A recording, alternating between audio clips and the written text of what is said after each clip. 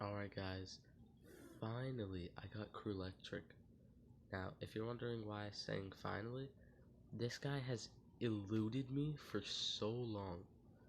Like, so many times has there been an event for Cruelectric, and I'm like, yeah, I'm finally gonna get him, and then I didn't.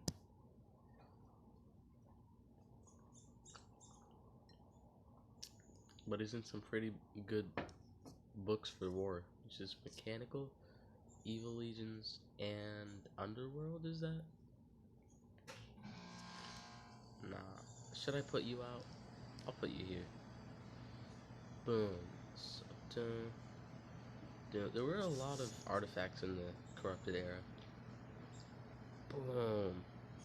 Just sprays him with that evil looking flamethrower of yours.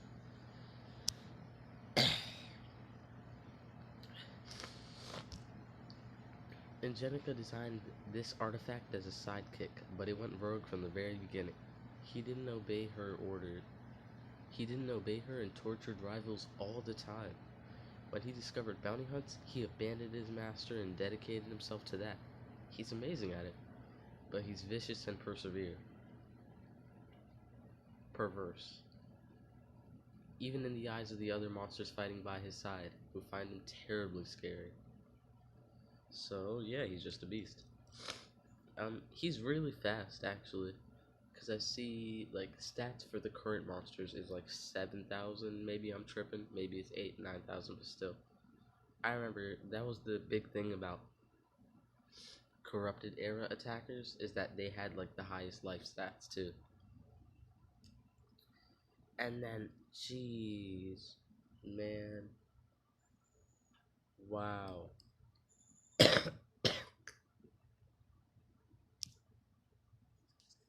Sorry, I had to check it for myself. So, this is so weird to go from doing like a King Autumn review with 140,000 life to 89, not even 90,000 life. So yeah, like I've always expressed, the biggest downside to these corrupted era attackers now is that they're all glass cannons. They all are just fragile as a stick. You can bend them in half. And his trait, wow, this is amazing. Like, I don't get how he didn't come back into the meta just because some people needed to use this. So at rank 1 you have Artifact.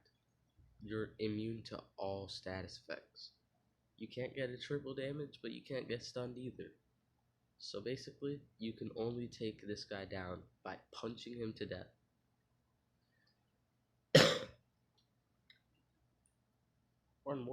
or in most cases slicing, because swords and like spears are very popular in this game. At rank 1 you get Resurrection Block. Now I bet this was like so unirrelevant when he came out. Like, oh wow, look, they just wanted to give him a throwaway trait. But like against Uriel, this is so fantastic. And I remember him being a torture attacker monster. Status caster Minor Blind. Cast Minor Blind on all. Okay, you're not even gonna tell me what that does. And yeah, let's feed this monster to level 100. I'm really not sure if I should have this guy walking out. But this guy, just like Igneous, I know I'm gonna be upgrading. So boom, boom. He's just got an amazing design. Like, so one of the interesting things about him though was when he released, he was like,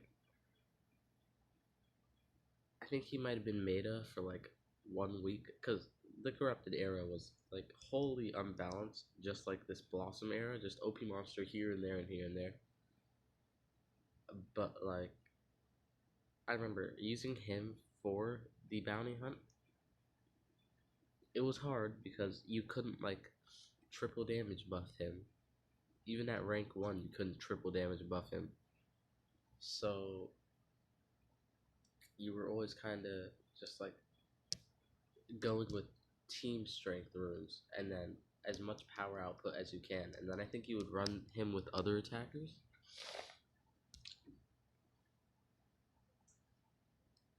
Hunted alive. Well, no mercy. Moderate thunder damage to all. Bounty hunter. He's the only one who like really owning it.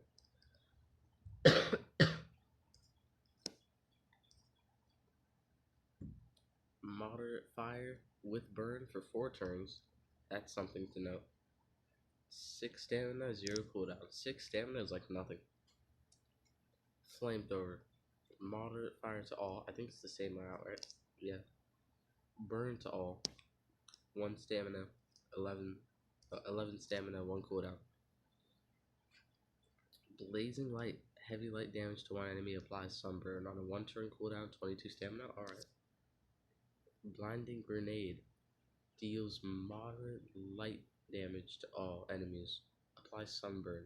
That's like almost 50 damage. That's a great attack stat. Stun gun. I think I would never run this. Just because it's like, first off, there are never any meta water monsters. And second off, shock is just, I don't know. And grilled fugitive. Moderate fire damage to all. Applies burn and ignite to all. So, I think for me, at least, this guy is a dot dealer. You know, burn, ignite, and sunburn. And then you can apply shock with a single, and I think I want 2 singles. Right? That's just me, though. Yeah, 1 thunder move, 1 fire, and then 2 light. So yeah, and he's definitely a powerful attacker. Like, most of his attack stats are doing like 45 damage. His finisher, dead or dead. Oh, that's nice. Applies ignite, shock, and sunburn to all enemies with massive thunder damage. Wow. One thing I will say though is thunder damage is one of the few things I've ever seen a monster have like protections for at the beginning of the battle. Like, I think Thunderwork has like immune to thunder damage, and Phase Rug has a thunder protection. So, what are you preparing us for? Do do do.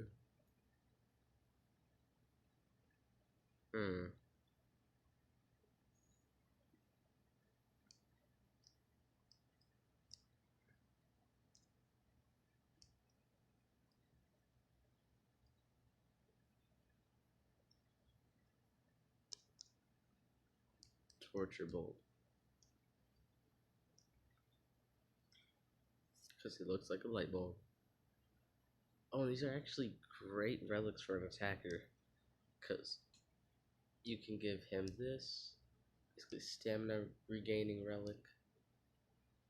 Right? So this, and that is practically only stamina. There's some shield ones, but, you know, what are you doing if you're choosing those? And then ideally you'll do laser beam sword, because this guy you want to be hitting as hard as he can. But if you're going to use him like I am, and just as a dot dealer, then Cane sword is definitely the way to go. But yeah, great relics, great evolving trait. Glass cannon stats.